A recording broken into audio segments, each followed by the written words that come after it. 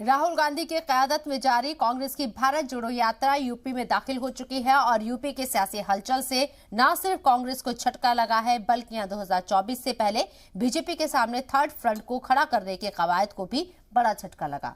राहुल गांधी के बयान के बाद समाजवादी की तरफ से बयानबाजी से ये साफ नजर आ रहा है कि 2024 में राहुल और अखिलेश एक नाव पर सवार नहीं होंगे।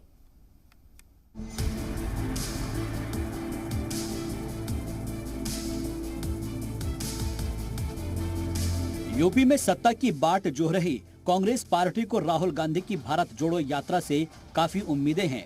राहुल गांधी की भारत जोड़ो यात्रा ने नए साल में उत्तर प्रदेश की सियासत को नई हवा दी है, लेकिन तीसरे महाज के दावे के बीच राहुल गांधी के बयान ने समाजवादी और कांग्रेस के दरमियान तलवारें खींच दी है। राहुल गांधी ने समाजवादी पार्टी की आइडियोलॉजी पर सवाल खड़ा किया है। मैं ऑपोजिशन की बहुत रिस्पेक्ट करता हूँ और ऑपोजिशन के लोग मुझे बहुत अच्छे लगते हैं, और मगर मैं ये कहना चाहता हूं कि अगर आप समाजवादी पार्टी को देखें तो उनके पास एक नेशनल विचारधारा नहीं है।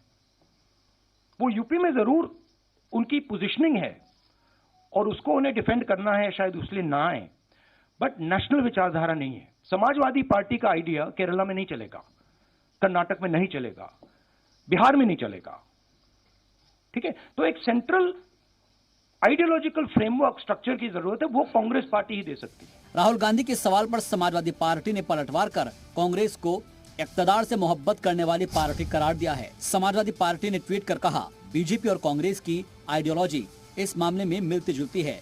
इन दोनों ही जमातों को हर कीमत पर इक़्तिदार चाहिए, उसके लिए चाहे जो समझौता करना पड़े। इससे पहले समाजवादी पार्टी के सदर अखिलेश यादव कांग्रेस की भारत जोड़ो यात्रा में शामिल होने से भी साफ इनकार कर चुके हैं। तो अब सवाल ये है कि क्या 2024 बीजेपी के खिलाफ खड़ा होने वाला तीसरा महाज नए साल के शुरुआती हफ्ते में ही बैठ गया, क्योंकि 3 जनवरी से उत्तर प्रदेश में राहुल गांधी की भारत जोड़ो यात्रा शुरू होगी।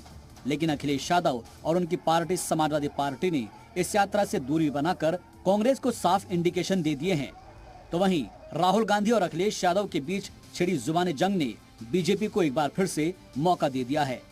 वो 3 दिन पहले ही कहा था, तीसरे मोर्चे की परिकल्पना 89 के बाद से ही समाप्त हो गई है, और उस समय जो दल इकट्ठा हुए थे उनकी जो दशा हुई है वो देश और दुनिया ने अच्छी तरह देखा है। इस मामले में भी चाहे जितने भी विरोधी दल उत्तर प्रदेश में जो काम कर रहे हैं बुरी तरह से फ्लॉप हैं, जनता ने नकार दिया है। समाजवादी पार्टी के शासनकाल में गुंडई, अराजकता, माफियावाद, बहु बेटी की इज्जत आबरू खतरे में, व्यवसायियों का उद्योग खतरे में। अब कोई भी व्यक्ति नहीं चाहता है कि सपा सरकार में रहे। इन लोगों ने हमेशा अराजकता को बढ़ावा दिया। सभी सियासी जमातों का हदफ 2024 का लोकसभा इंतखाब है। राहुल गांधी भी इसी कवायद में भारत जोड़ो यात्रा पर निकले हैं। यूपी में राहुल गांधी की ये यात्रा काफी अहम रहने वाली है, क्योंकि सियासत में कहावत है कि दिल्ली का रास्ता उत्तर प्रदेश से होकर ही निकलता है। कांग्रेस लंबे अरसे से इक़्तिदार से दूर है और उसकी सियासत सभी अपोजिशन जमातों को लामबंद करने की है। ऐसे में यूपी में भारत जोड़ो यात्रा से पहले ही कांग्रेस और समाजवादी पार्टी के दरमियान खिंची तलवार से तीसरे मोर्चे को बड़ा झटका लग सकता है।